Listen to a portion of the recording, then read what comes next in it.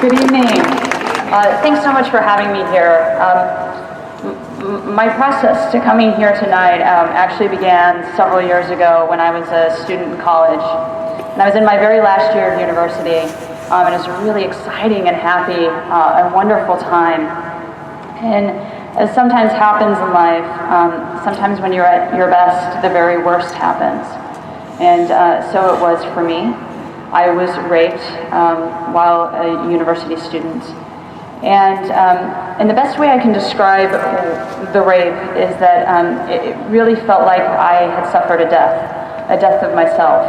And it was something that not only affected me personally, but it affected my family as well. I was no longer the same charismatic, optimistic, excited, happy woman that I had been. I became a shell of myself, someone who very much was scared and timid and found it very difficult to get up and go to class or really do anything. But the most miraculous thing happened. You see, approximately 1 month after I had been raped, I found out that I had become pregnant from that rape. And in the moment of learning that, I had a lot of emotions. The most was a shock and fear. I was quite young at the time, and I didn't know what this would look like. But I started noticing something about myself in the days and weeks after finding out that I was pregnant. Strangely enough, I became completely captured by this idea that this dead body, this person who literally felt dead, was somehow fostering and growing life. And that became amazing to me. And I remembered, even though I couldn't quite feel the baby kicking yet, I was still too early in my pregnancy, I put my hand on my stomach, and it just gave me a sense of comfort. It gave me something to look forward to, a little tiny light in a really, really, really dark time. And so I made the decision to give birth to and ultimately become the mother of and raise my daughter. And she is a remarkable human being in every way. And I can say without a doubt that she not only healed me, but she's helped heal my family and my friends, who all needed this little light in a really, really, really dark time. I get asked from time to time, what does your daughter know about her conception? She's old enough that she knows everything, not in explicit details, but she does know that she was conceived through rape. And I just wanted to tell you briefly about the story of when I had to reveal that to her. She had become very excited. She had come home from school one day because she had learned where babies come from. And she had this very kind of puzzled look on her face, and she goes, "Mom, I just don't get it." Okay, what do you not get? Well, you've told me all throughout my childhood the reason that I don't ever see my dad is because he hurt you. You told me you never loved him, you never dated him, you can't really answer too many questions about him because you never really even knew him. So why in the world would you do that with him? It was an excellent question. And I told her the truth. I said, baby, I've told you all along that the reason why we can't see him is because he hurt me.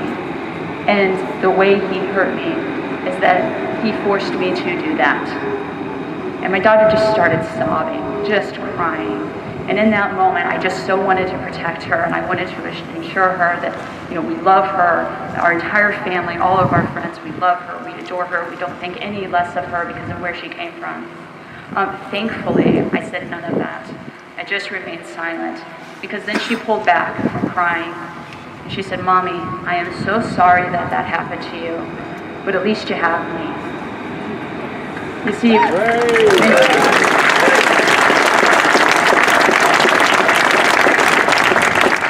you see, my beautiful little girl loves her conception story, not because of what happened to her mom, but because she views herself as a little bit of a hero in everybody's lives. This little person that came in and saved us in so many ways, and God, she really did. She saved us from a real place of darkness.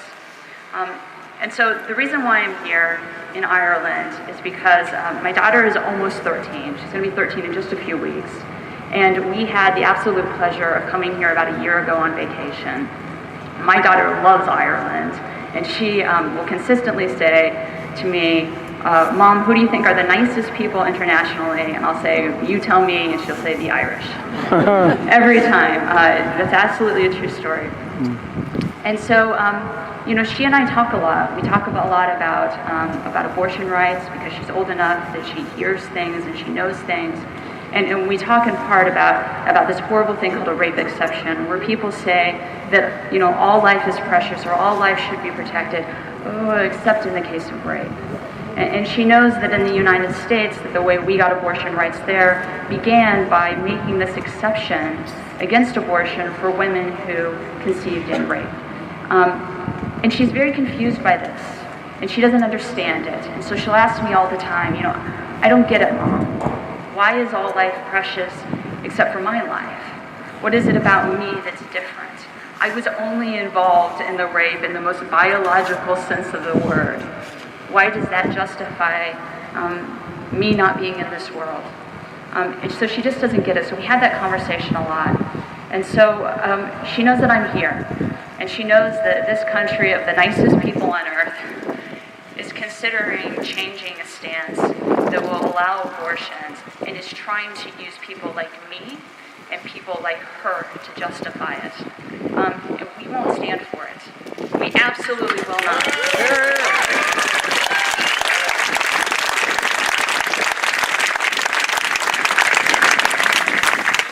And so I'm here tonight to share with you my story. And I want you to leave with the message that I may be but one person, but I'm standing here for a whole heck of a lot of other women.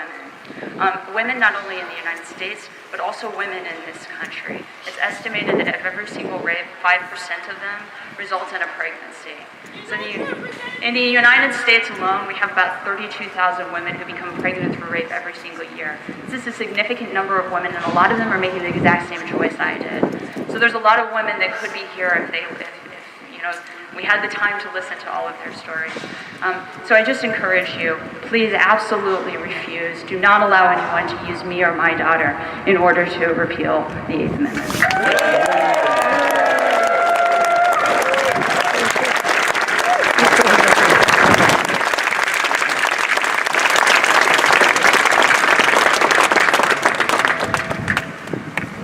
I think such amazing courage and wisdom and insight we're receiving here tonight.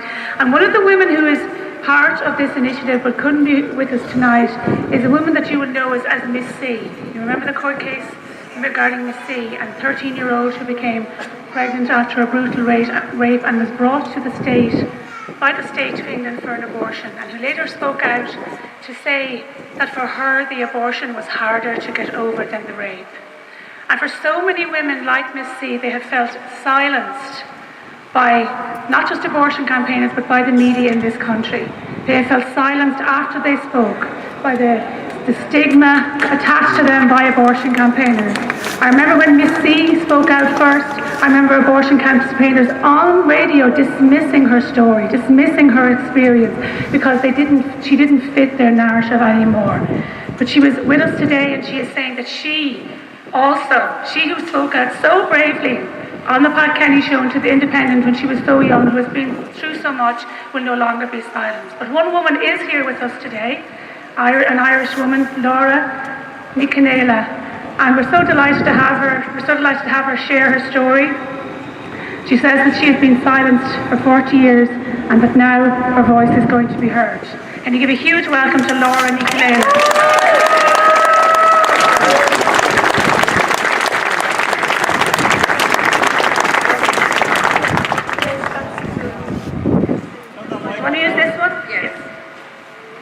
It's true, I kept silence for 40 years. I've been a mother. I was raped, but I have a most gorgeous daughter, and I have 2 gorgeous grandsons. And anyhow, when I conceived my daughter, I woke up on this man's pillow, and we were making so-called love, and I realized I could have his child, but it didn't bother me. What bothered me was the thoughts of the stigma that I would experience. and that I would need to keep everything a secret. I went back to work, got no post-rape counselling until my daughter and myself were reunited. And then I realised I was raped. I didn't ask for it. But there was a terrible stigma. I wasn't allowed to speak to it about my fact that I'm a mother. I was always told, you're not a mother. Her adoptive parents are her parents. You are not a mother. And even to the extent that my own mother would say, I have 12 grandchildren, and I'd say, no, you have 13 grandchildren. And like, I wasn't allowed to speak about it. And it was like as if I never had a child ever in my whole life. And now to think, I didn't expect, it was in the 1970s, before the Amendment Act was passed, and the first thing I was offered was an abortion. Oh, you poor thing, would you like an abortion? But the thing about it was that I already was on the side of unmarried mothers before I became one myself, and I could never understand why they were stigmatised and scapegoated in Irish society. And so I did know where to go for help. And at the time, RTE did promote single mothers to come out, and organisations like Cherish were founded. But nevertheless, I did experience terrible stigma. I knew when my daughter was born, I wouldn't be able to look for accommodation privately. The landladies in those days would not take you if you were pregnant. I lost my job when the boss found out I was pregnant, and I had nowhere to go except my family, but I didn't want to go back to my hometown as pregnant. I wanted to take responsibility for it.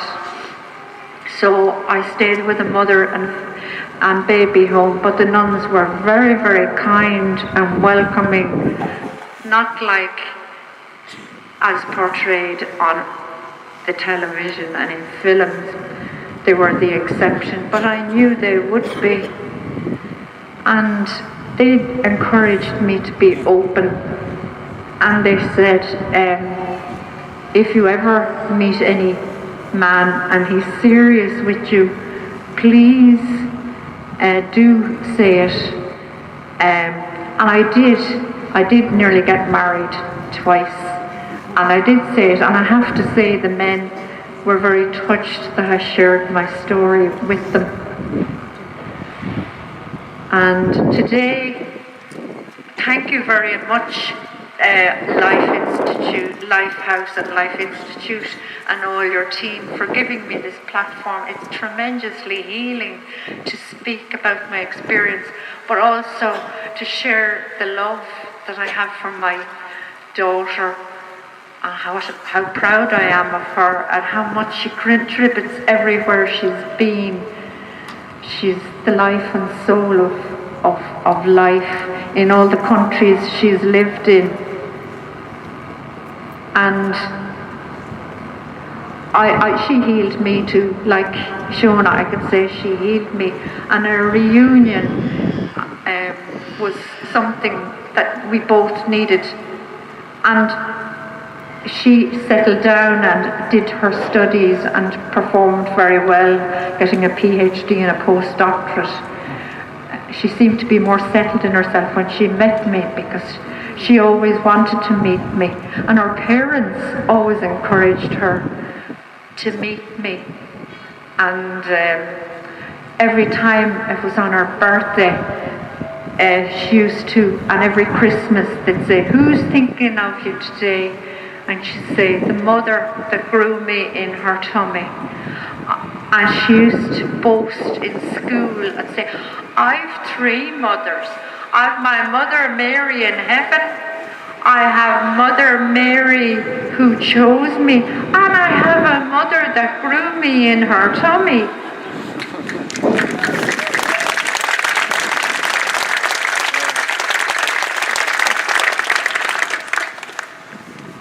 And the first card I got from her after, the first time I saw a photograph of her, she was vibrantly skating, and I could nearly, on a lake in San Francisco, and I could nearly hear her laugh. And I can see her beautiful face. She's the most beautiful, beautiful face. She looks like Our Lady of Guadalupe, actually.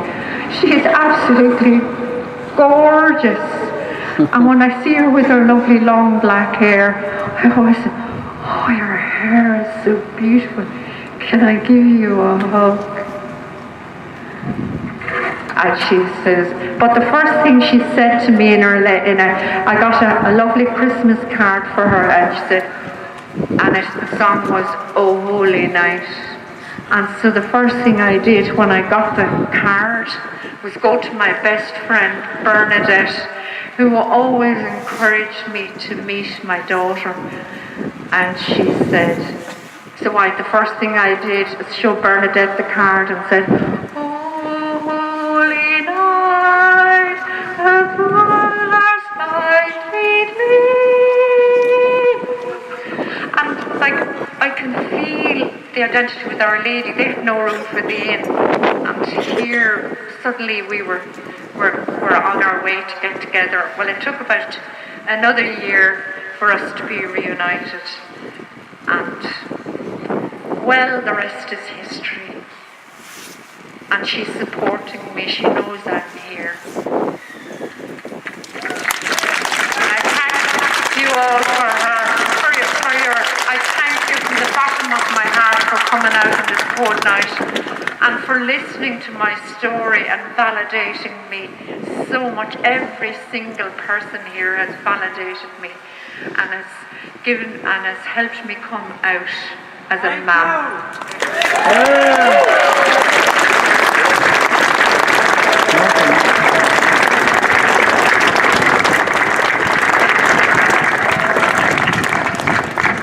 Wonderful. It's amazing, wonderful women.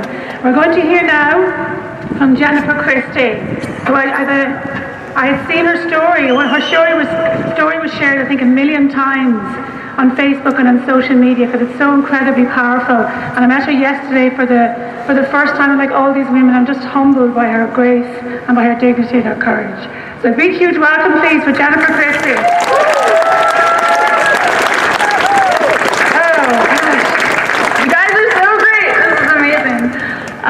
So I don't know how the last couple of days have gone for you, but okay. I have always wanted to come to Ireland. My mother's side of the family is Irish, and my grandfather promised that one day he'd take me here so I would not feel like the only one who was so pale with red hair. It's kind of bittersweet for me to be here today. I would like to be here with my family taking goofy, touristy American pictures. But I am here on behalf of children like my son because there is a huge push in your country right now supporting the genocide of beautiful Irish children who have not yet been born.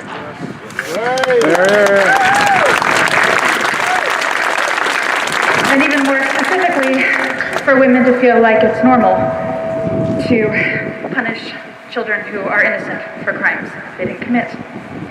I'm going to tell you a little bit about my little boy. He just turned 3, and he's messy and sloppy and loves trucks, and he's terrified of cows but loves dinosaurs, and he likes drawing on walls and the dog, and he is just what you'd expect a 3-year-old to be. But what makes him different is that there are people all over the world who believes that he should have been killed before he had a chance to live. I travel for work. I'm a sign language interpreter. And I was staying out of town in January of 2014 in a hotel. And as I was walking up to my room, I got my door open and I threw everything on the floor. And as I turned to close the door, there was a man in my doorway. He appeared out of nowhere. In the movies, you always know who the villain is. He looks like Voldemort from Harry Potter, or there's ominous music or something, so you know that you're supposed to feel afraid. And I didn't feel afraid. He looked average, very unremarkable, young, a couple of years older than my own kids, maybe college age. And as I was trying to figure out why he was there, trying to figure out what I was supposed to feel, he punched me in the head hard and pushed me in my room and beat me up and raped me. I remember more than I admitted to for a long time because I didn't want to talk about it. I was found in a stairwell, almost naked, in below freezing temperatures. I woke up to the sound of a housekeeper screaming for help. I was taken to the hospital, given a rape kit, treated for some fractured ribs, broken fingers, a brain bleed. And actually the fact that it was freezing outside probably saved my life because it helped the swelling in my brain. I do have a seizure disorder from the injury in my head that I'll have the rest of my life. I was not doing well. I wasn't eating, I wasn't sleeping, I was jumping at shadows. I was scheduled to work on a cruise, large deaf group, and I was one of 4 interpreters, and I probably shouldn't have gone. But because I wasn't doing well, my husband and I discussed that maybe a change of scenery might help me a little bit. So I went. And the second day I got really, really sick, dysentery. And if any of you are considering getting dysentery, I don't recommend it. It wasn't fun at all. But they gave me antibiotics and I was in the medical unit and I wasn't getting better.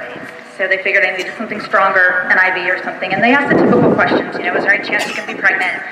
And my husband had a vasectomy almost a decade earlier, and so I usually answered with a joke, something like, oh, we have 4 kids, we figured out the problem, we got it fixed, ha ha ha. And, but I stopped, and I did a quick count in my head, and I just said, for the first time out loud, I was raped about a month ago. You might want to do a test.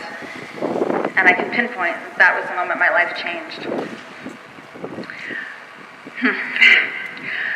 I don't know if you've ever felt, it's an interesting dichotomy. I felt completely shocked and also somehow not shocked at all. That's how I felt holding that pregnancy test in my hand. And because the cruise ship would be liable if anything happened to me, we had to make an emergency stop so they could make sure that it wasn't a tubal pregnancy because it could be fatal. So that's how I found myself less than 24 hours later in a little dark basement-like hospital in Cartagena, Colombia, staring at an ultrasound at a little dot on the screen. And I had a translator there, but I didn't really need him for that. I knew what that meant.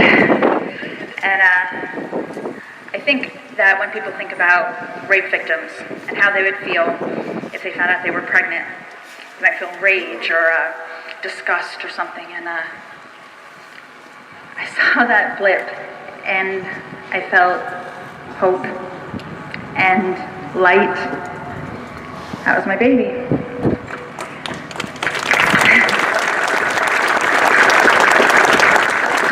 I don't know if you can tell or if it's distracting, but I'm trying really hard not to have a Marilyn moment here. It's a little windier than I thought it might be. Okay, so all right, this is very serious, people. Let's try not to laugh. All right, so back on the ship, they let me call my husband, and we had been emailing Sue. He knew I wasn't well, but I did not want to tell him over email that I had a positive pregnancy test. So I called him. And I immediately just said, are you sitting down? Which is not an ideal way to begin a conversation ever, but I didn't really want a big preamble. Okay, I'm going to put a pin in that and just say it really quickly. Liam Neeson was always one of my favorite actors. This is maybe a touchy subject, but I don't care. If you've never seen the movie Rob Roy, and I'm not plugging it, I'm just bringing it up. It takes place in the 17th, 18th century something, and it's about a Scottish Highlander and blah, blah, blah. It's not the point. The story is, part of the story I'm going to talk about is when Liam Neeson's wife, played by Jessica Lange, and she gets raped by his arch nemesis. And she finds out she's pregnant from the rape, and she needs to tell him this, okay? So it's all very dramatic. And she says to him, husband, I couldn't kill the child. And in his very, gruff, manly Liam Neeson kind of way, he said, it's not the child that needs killing. And it's, swoon, wow, what a man. And I just always loved that part because I thought, that's a real man. He's not all wimpy, he's manly, but he's able to recognize the innocence of a child. Wow. So how crushing for him to come out with his repeal of the AIDS. I was so disgusted. And I thought, that's not amazing. He's just That's no man, that's a guy. He's an actor. He's just...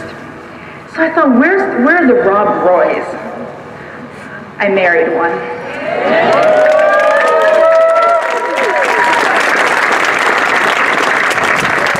Are you sitting down? I'm pregnant. Half a second of a pause, and he says, okay. And I was kind of annoyed. Okay, what do you mean okay? My mind is racing. I'm trying to, what are we going to tell our kids? What are we going to tell our parents? Your parents are going to be looking at me like I did something. And he's generally an unflappable guy. He's lived with a crazy redhead for 2 decades at that point. And I said, what do you mean okay? And I mean, if there's ever a time to be unflappable, to be flappy, it's now. And he said, sweetheart, this is a gift. This is something beautiful come out of something terrible. We love babies, and we can do this. Right? And we did.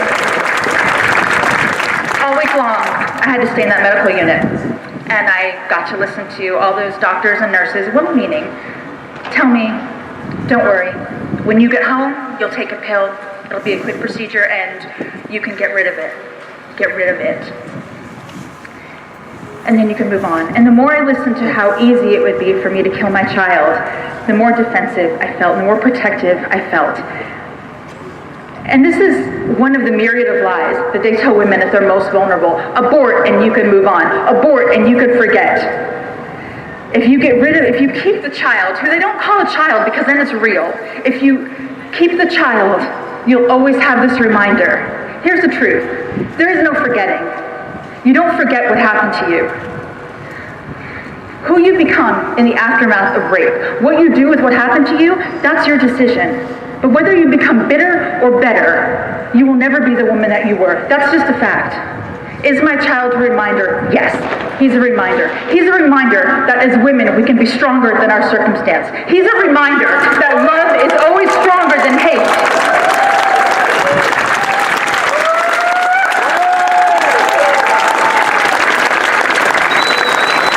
He's a reminder that our humanity is not determined by our conception.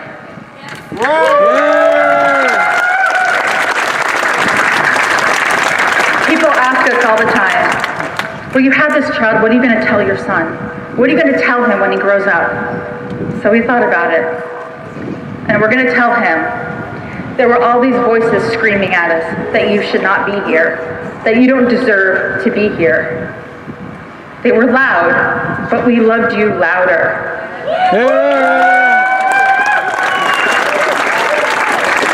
We still hear that you are somehow less worthy of life, and we love you louder. And little boy, baby boy, if you ever doubt your worth, if you ever doubt our love, we will love you the loudest. People of Ireland, beautiful people who came here.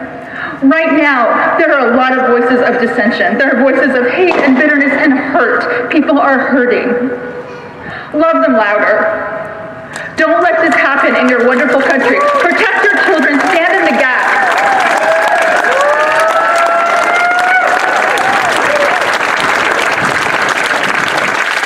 My son is young right now, and he doesn't have a voice. So I am here today to stand in the gap for him, to speak for him, and it is my privilege to do so. I'm not anything special. I don't have a string of letters after my name. I don't have a big degree. I didn't even finish college, but I'm a mother. And I will not be silenced.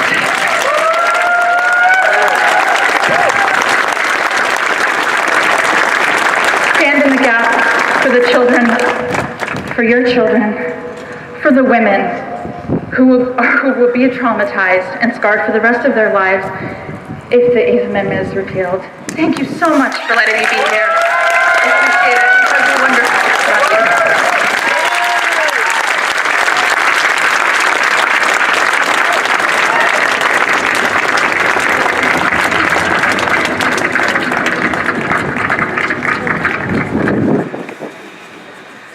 Thank you so much, Jennifer, for that. Just incredible testimonies here tonight. I don't know, I just feel so incredibly moved. It's just difficult to express how amazing and brave. I see tears everywhere, tears as well. How incredible and amazing and brave these women are. So we're going to hear finally tonight, and thank you for your patience, thank you for your witness. Thank you for standing with these women who won't be silenced. We're going to hear from Rebecca Kiessling, an incredible advocate for people who have been conceived in rape, for people who have conceived from rape, and for women, for children, and for life. Rebecca Kiessling. Thank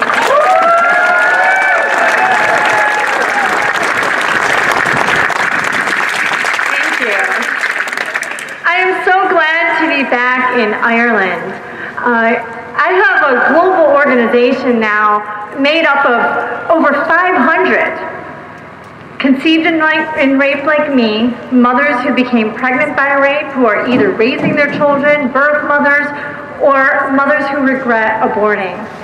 And our voices will be heard. There have been a lot of voices in Ireland, but you haven't heard the voice of the child conceived in rape and the mothers who became pregnant by rape, who love their children, and our voices need to be heard.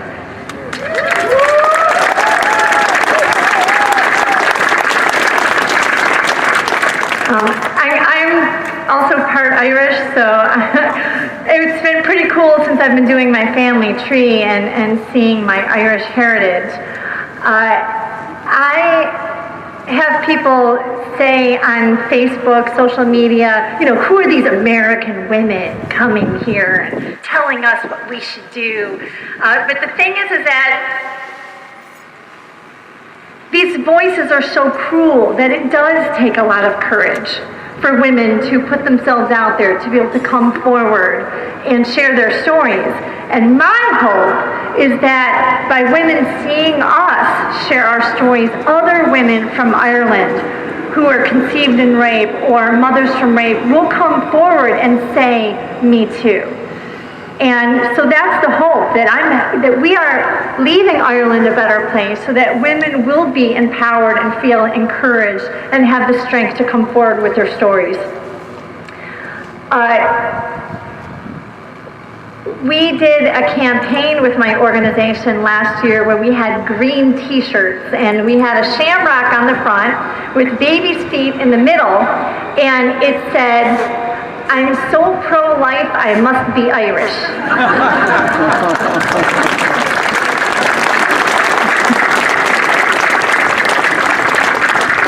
In the United States, for St. Patrick's Day, people often wear t-shirts that say things like, "I'm so cute, I must be Irish." And so we told people that, this is not about whether you're part Irish, like your genetic heritage, but it's about being pro-life Irish, and to be proudly pro-life Irish, that I'm 100%, no exceptions.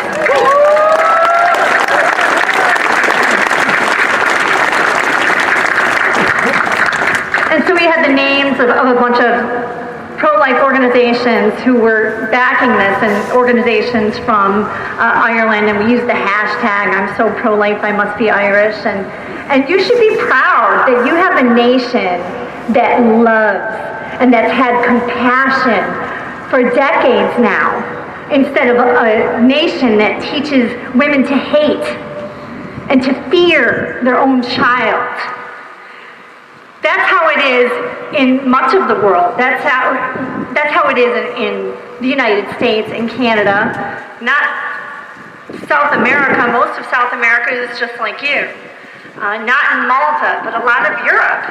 And in the United States, we're pitting women against their own children. We're teaching them to hate. We're teaching them to hate so much that they would kill their own child. We're teaching them to fear. And the fact is that every abortion is fear-driven. Women really don't have abortions because they hate their children. They have their abortions because they're afraid. And they're usually coerced into aborting. My birth mother said that there were no pregnancy resource centers back then, but if there had been, she would have gone. But she wasn't offered any other help or hope. The only option she was given was an illegal abortion. And in fact, she went to 2 different illegal abortions, and I was almost aborted. And when we first met, she said she was pro-choice. And she told me that if it had been legal, she would have aborted me. And of course, that hurt. Because my life matters. I know I have value.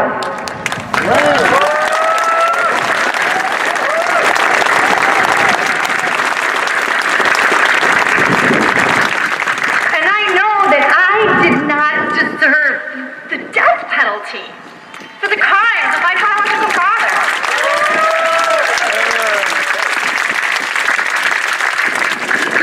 And I hear the rhetoric of what people say, the abortion advocates say, oh, it's extreme. They call us extremists.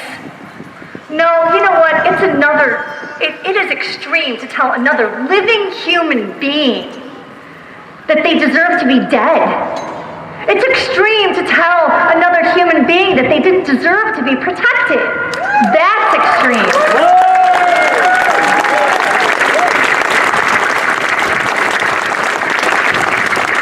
And I've heard them use words like barbaric.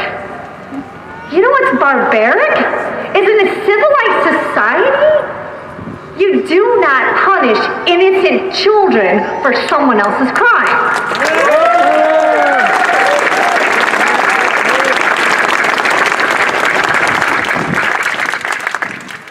And they suggest that they have compassion for rape victims. Does that sound compassionate for all of the rape victims who have spoken here tonight? No, it's not compassionate. And sometimes they'll even say to some of these women, oh, but you're so extraordinary. I mean, most women aren't strong like you are. Like, it's so amazing that you had this child. I mean, really, you know how insulted you would be if someone said to you, wow, you are so amazing. I can't believe what a hero you are. You're so brave that you actually love your child. Like, you are just outstanding. Most women aren't like you. I mean, would you not be so insulted? It is normal to love your child. Loving your child is normal. And Ireland has recognized that for so long. Do not become a nation that makes it normal to hate your child or normal to be afraid of a baby.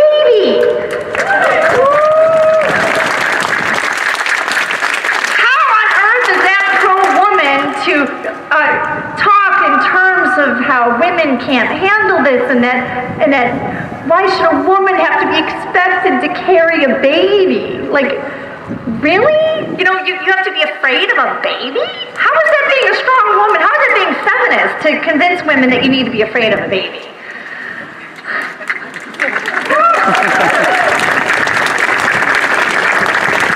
It's absurd. Again, punish rapists, not babies.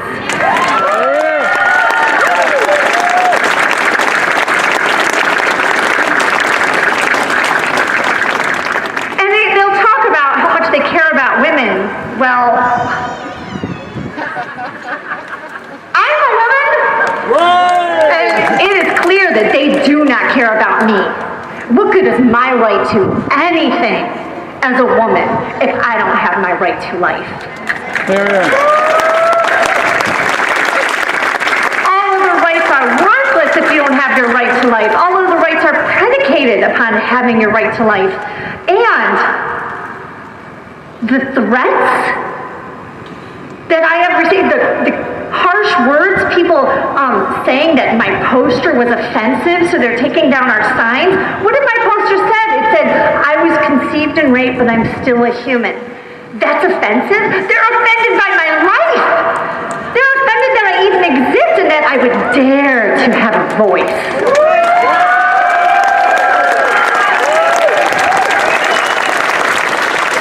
But I do have a voice. We have voices and we will not be silent.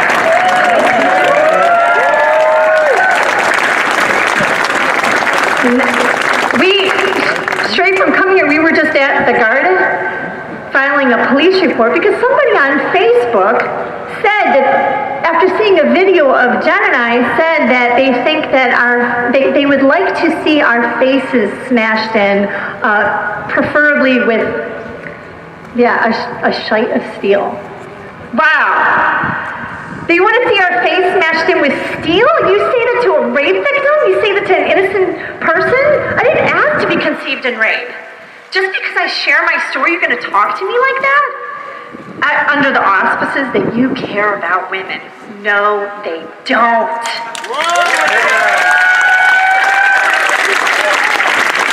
And they have absolutely proven that point during our visit, that they do not care about women, and they are simply pro-hate, pro-violence. That's it.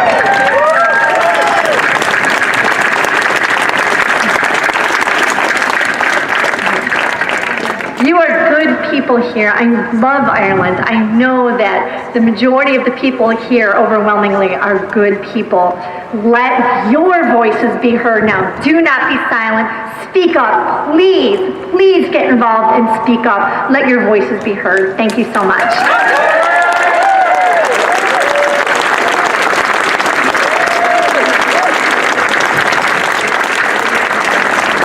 Incredible Rebecca Kiessling.